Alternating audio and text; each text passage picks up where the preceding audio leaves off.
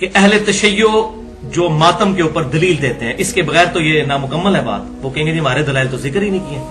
تو جب تک اس کا ذکر نہ کیا جائے، اور آپ حیران ہوں گے کہ کس طریقے سے دھوکہ بازی دی جاتی ہے علماء کی طرف سے. عوام بیچاری معصوم ہے اس معاملے میں. پہلی دلیل دیتے ہیں جناب قرآن پاک سے ماتم کی. آپ حیران ہوں گے قرآن میں ماتم کہاں سے آ گیا. یہ دیکھ سنیں آپ، سورہ الذاریات آیت نمبر 29 کہ سیدنا ابراہیم علیہ السلام کو فرشتوں نے بشارت دی سیدنا اسحاق کی کہ آپ کی یہ جو بوڑھی بانجھ بیوی ہے 80 پلس جس کی عمر ہو چکی ہے، حضرت سارہ، ان کے گھر اولاد ہوگی حضرت اسحاق علیہ السلام. اس کا ذکر آیا سورہ الذاریات میں آیت نمبر 29. تو جب انہوں نے یہ خوشخبری سنی تو اس میں الفاظ ہیں فسکت وجہہا، تو انہوں نے اپنا چہرہ پیٹا.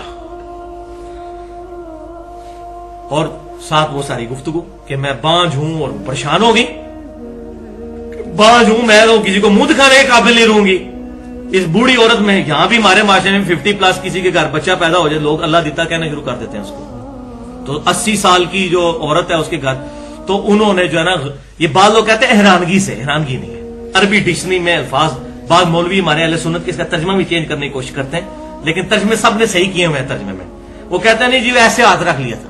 دیکھیں یہ فرقہ واریت کی لعنت ہے. حالانکہ فسکت آپ القاموس ڈکشنری اٹھائے اس میں ہوتا ہے پیٹنا، غم سے پیٹنا. تو انہوں نے چہرہ ایسے پیٹا، لیکن اس میں یہ نہیں کہ پیٹنا شروع کر دیا، بس ایک بار انہوں نے ایسے کیا. دیکھو شریعت کا حصہ بن گیا. یہ ان کا ذاتی عمل ہے، کسی پیغمبر کا بھی عمل نہیں. ایک پیغمبر کی بیوی کا عمل ہے، صحیح بھی ہو سکتا ہے غلط بھی ہو سکتا ہے. اس کو دین کے طور پر اڈاپٹ کیا گیا. اس وقت ان کی حالت ہوئی یہ بعض کا غم میں کسی بندے کے ساتھ ہو گیا. بعد میں کئی ایک معاملات صحابہ کے ساتھ بھی ہوئے وقتی طور پر، ان کی زبان سے کلمات نکل گئے. بعد میں جب توجہ دلائی گئی اور پھر توجہ یہاں بھی اگلی آیت نہیں پڑھتے، فرشتوں نے کہا کہ یہ آپ جو کچھ کر رہی ہیں اللہ تبارک و تعالیٰ کی طرف سے یہ بشارت ہے، ٹینشن لینے کی ضرورت نہیں ہے. بس یہ اتنا سارا واقعہ وہ کہتے ہیں پیٹا فسکت وجہا، تو چہرہ پیٹا. یہ نہیں پیٹنا شروع کر دیا، بس ایک بار انہوں نے ایسے کیا. تو یہ کوئی شریعت کا حصہ نہیں بن جاتا. دوسری حدیث سیدنا اویس کرنی رحمت اللہ علیہ، جن کو صحیح مسلم میں نبی صلی اللہ علیہ وسلم کی حدیث ہے خیر التابعین من التابعین، تابعین میں سے سب سے بہترین شخص اویس نام کا ایک بندہ ہے. اگر تم اسے ملو تو اس سے دعا کروانا اپنے حق میں. یہ صحیح مسلم میں حدیث ہے. اویس کرنی تابعی تھے، اپنی والدہ کی خدمت کی وجہ سے حضور کی خدمت میں حاضر نہیں ہو سکے. اس وقت حالانکہ زندہ تھے لیکن آ نہیں سکے، اس لیے تابعی ہیں، صحابی نہیں ہیں. تو اویس کرنی کے بارے میں یہ بڑا مشہور کیا انہوں نے کہ جی جب ان کو خبر ملی کہ نبی صلی اللہ علیہ وسلم کے دانت مبارک غزوہ احد میں شہید ہوئے ہیں تو انہوں نے اپنے ایک ایک کر کے دانت توڑ دیے. کہ پتہ نہیں اے نکلے ایسی کہ پتہ نہیں اے، تو کر کے پوری بتیسی انہوں نے باہر نکال دی. یہ بھائیو یہ واقعہ کسی بھی اہل سنت یا اہل تشیع کے ہاں کتاب میں سند کے ساتھ تو پہلے دکھائیں. یہ بے سند چند صوفیوں نے یہ واقعہ لکھا ہے. اور صوفیوں میں جو اہل علم ہے جیسے علی بن عثمان اجویری ہیں، عالم تھے، کشف المحجوب میں ویسے کرنی پہ باب بند ہے. سب سے پہلے یہ واقعہ لانا چاہیے تھا، انہوں نے ذکر تک نہیں کیا اس واقعے کا. وہ پتا ان کو بھی تھا یہ سن سنا کے سننے والی بات ہے، نہیں کیا انہوں نے ذکر. اب ایسے کرنی میں یہ والا واقعہ یہ بالکل بے سند سن سنا کے سننے والا واقعہ ہے، پڑھ پڑھا کے نہیں. یہ سب جھوٹا واقعہ ہے. سیدنا ویسے کرنی رحمت اللہ علیہ تابعی ہیں، ہم مانتے ہیں، اور یہ وہی تابعی ہیں جو جنگ صفین میں مولا علی رضی اللہ تعالیٰ عنہ کی طرف سے حضرت معاویہ رضی اللہ تعالیٰ عنہ کے خلاف لڑتے ہوئے شہید ہوئے. حضرت علی کے پکے حامی تھے، حضرت علی کے ماننے والے تھے. جنگ صفین میں ان کی شہادت ہوئی. ہم مانتے ہیں ویسے کرنی کو، بولنے ایک آدمی تھے، لیکن یہ واقعہ ان سے ثابت نہیں. لیکن پھر بھی اگر کسی کی تسلی نہ ہو تو آخری تسلی کس سے ہوتی ہے؟ فقی سے. منطق والا جواب، علم الکلام کا، اس کے بغیر تسلی نہیں ہوتی. اور وہ فقی یہ ہے کہ بخاری اور مسلم کی متفق علیہ حدیث ہے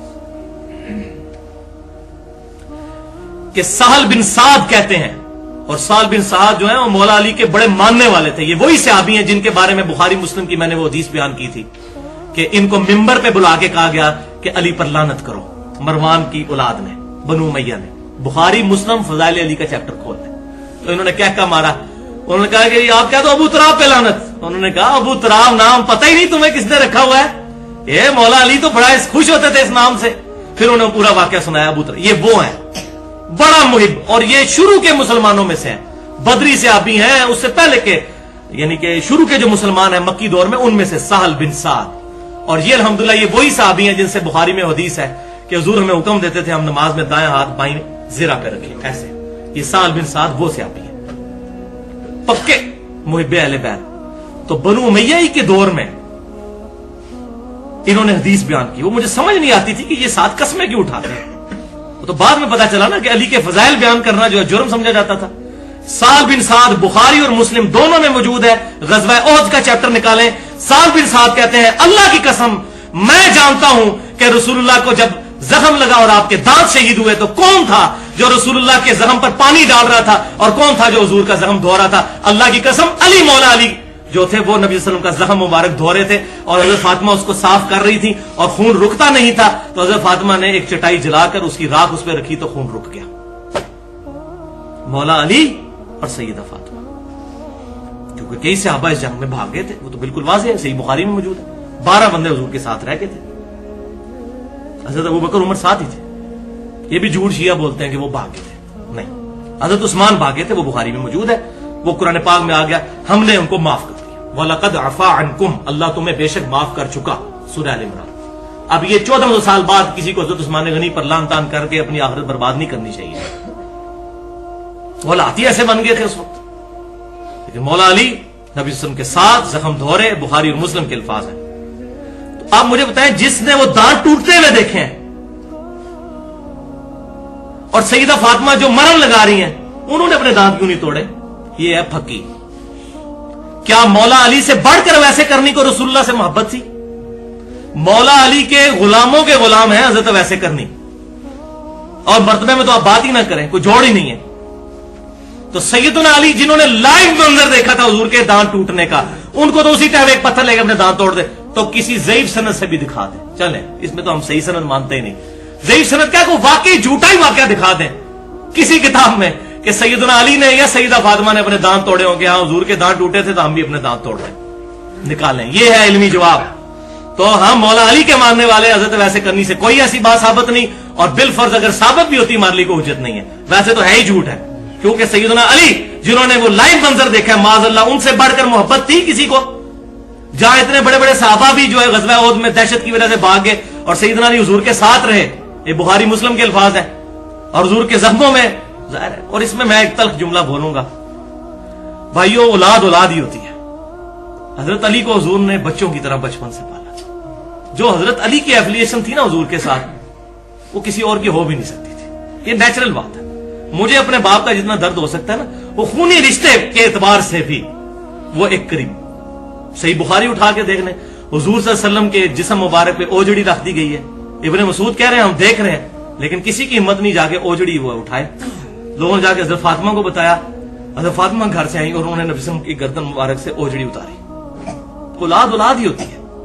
हजरत अली और हजरत फातिमा वाला स्टेटस किसी का भी नहीं हो सकता। इसीलिए तो हुजूर कहते थे मैं अहले बैत के मामले में तुम्हें अल्लाह से डराता हूं। सही मुस्लिम इंटरनेशनल नंबरिंग के मुताबिक ईमान वाले चैप्टर में 240 नंबर हदीस है कि अली से मोहब्बत नहीं रखेगा मगर मोमिन, अली से बुग़्ज़ नहीं रखेगा मगर मुनाफिक। मोहब्बत Ali is the litmus test of ईमान। अली का नाम सुन के किसी का चेहरा बिगड़ जाए पक्का मुनाफिक है, चाहे देवबंदी हो, बरेलवी हो, अहले हदीस हो। कर ले रफ़ाइदान जितने करने हैं, पगड़ियां जितनी लंबी मर्जी बांध ले और आमीन जितनी ऊंची मर्जी कर ले और नारे रबीउल अव्वल के मौके पर जितने मर्जी लगा ले, पक्का मुनाफिक है अगर अली का नाम सुन के उसके मुंह के ऊपर, चेहरे के ऊपर जो है वो गुस्से के आसार आ जाते हैं। हम एवी रोना रो रहे हैं। हुजूर सल्लल्लाहु अलैहि वसल्लम खुद बता गए हैं कि अली से मोहब्बत नहीं रखेगा मगर मोमिन, अली से बुग़्ज़ नहीं रखेगा मगर मुनाफिक। सही मुस्लिम किताबुल ईमान 240 नंबर हदीस। अल्हम्दुलिल्लाह। और तीसरी दलील इनकी है मुस्नद इमाम अहमद में से। ये भाइयों ये हमारे गले में फंसी हुई रवायत, और ये भी गुलाम मुस्तफा ज़हीर साहब अल्लाह ताला उनको जज़ाए खैर दे, उन्होंने एक टॉपिक लिखा था गमे हुसैन के नाम से अस्सुन्ना रिसाले में, उन्होंने ये रवायत उसमें छाप दी और माशाल्लाह उन्होंने बड़ा अच्छा जवाब दिया। उनकी इल्मी एतबार से मैं कदर करता हूं, बाकी जो उनसे इख्तिलाफ हो अपनी जगह। तो ये मुस्नद इमाम अहमद जिल्द 6 सफ़ा 274 पर इंटरनेशनल नंबरिंग के मुताबिक 26,391 नंबर रवायत है। ये शिया जाकिरीन अहले सुन्नत के लोगों को गुमराह करने के लिए रवायत सुना रहे होते हैं कि सबसे पहले तो हजरत आयशा ने मातम किया। हदीस सही है, वो मैं बयान भी कर देता हूं। और वो बयान करते हैं, ये मैंने हवाला दे दिया, ये हदीस کہ نبی صلی اللہ علیہ وسلم کی جب وفات ہوئی تو سیدہ عائشہ کہتی ہیں کہ حضور کا سر مبارک میری گود میں تھا، اور یہ الفاظ تو بخاری میں بھی موجود ہے۔ اس کے بعد کہتی ہیں میں نے آپ صلی اللہ علیہ وسلم کا سر اقدس سرہانے پر رکھا، کچھ اور عورتیں بھی آ گئیں، ان کے ساتھ میں نے بھی چہرہ اور اپنا سینہ پیٹنا شروع کر دیا، ایسے ایسے حضور کی وفات کے غم کی وجہ سے۔ وہ کہتے ہیں دیکھو اما عائشہ نے پیٹا ہے، حدیث بالکل صحیح ہے، یہ حدیث ضعیف نہیں ہے، حضرت عائشہ کا عمل ہے۔ تو پہلی بات تو یہ ہے بھائیوں کہ یہ حدیث ہی آدھی بیان کی جاتی ہے۔ اس حدیث میں وہ الفاظ موجود ہیں جو خود بخود سیدہ عائشہ کا رجوع اس میں ثابت کر دیں گے۔ وہ الفاظ کیا ہیں؟ وہ کہتی ہیں میری ناسمجھی اور کم عمری کا وبال تھا کہ جو یہ میں نے کیا۔ میری ناسمجھی اور کم عمری، عمر تو 18 سال ہی تھی نا، تو جذبات میں قابو، چھوٹے بچے ہوتے ہیں جیسے، جذبات میں قابو نہیں رہا، تو ان کا میری ناسمجھی تھی، ورنہ تو کہتی ہیں کہ میری ناسمجھی مطلب یہ میں نے بڑا اچھا کام کیا۔ تو یہ روایت نہیں بتاتے، یہاں بھی ہماری اکیڈمی میں بھی کچھ ایک شیعہ ذاکر آئے تھے آج سے 2 سال پہلے، تو روایت میں نے کہا بالکل ہے، لیکن تمہارے مولویوں نے بھی جس طرح ہمارے مولوی ہمیں آدھی حدیثیں سناتے ہیں، تمہاروں کو بھی آدھی سنائی ہوئی ہے۔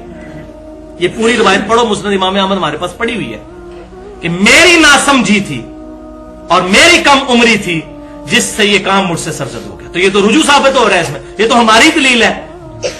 لہذا اگر کوئی بندہ جذبات سے مغلوب ہو کر اس طرح کے کام کر لیتا ہے، ہم اس کو بدتی نہیں کہتے، حضرت عائشہ کو ہم کوئی بدتی نہیں کہتے، لیکن خدا کے لیے پہلے ڈکلیئر کریں، اپنی عوام کو بتائیں ممبروں سے کہ اگر کوئی ناسمجھی میں کرے گا اور بیوقوفی میں تو تب یہ ٹھیک ہے، ادروائز جو عقل مند ہے تو یہ کام نہ کرے، یہ کام حرام ہے، اور حدیثیں ان کو وہ سنائے جو ماتم کے خلاف ہے، حق وہی کرے نا، تاکہ جو پڑھا لکھا بندہ ہے اس کو تو گیم سمجھ آئے کہ یہ کم عمری اور ناسمجھی کا نتیجہ یہ ہوگا، تو وہ تو کم از کم اس طرح کی حرکتوں سے بچ جائے۔ اور دوسرا جو ہے وہ جواب یہ ہے کہ سیدہ عائشہ رضی اللہ تعالی عنہا کا یہ جو عمل ہے، اس رجوع کے بعد میں نہیں سمجھتا کہ اس کو ایز اے حجت پیش کرنا چاہیے، اور میں اس میں یہ بھی کہنے کی جرت نہیں کرتا کہ حضرت عائشہ کی یہ ذاتی رائے ہے، کیونکہ میں سیلفی نہیں ہوں، میں سلفی ہوں۔ حضرت عائشہ ہمارے لیے بہت محترم ہے الحمدللہ، لیکن حدیث کے مقابلے میں بات ٹکرائے گی تو ہم چھوڑ دیں گے، لیکن جب ٹکرائے گی، جہاں نہیں ٹکرائے گی نہیں چھوڑیں گے، لیکن الحمدللہ یہاں پر ان کا رجوع بھی ثابت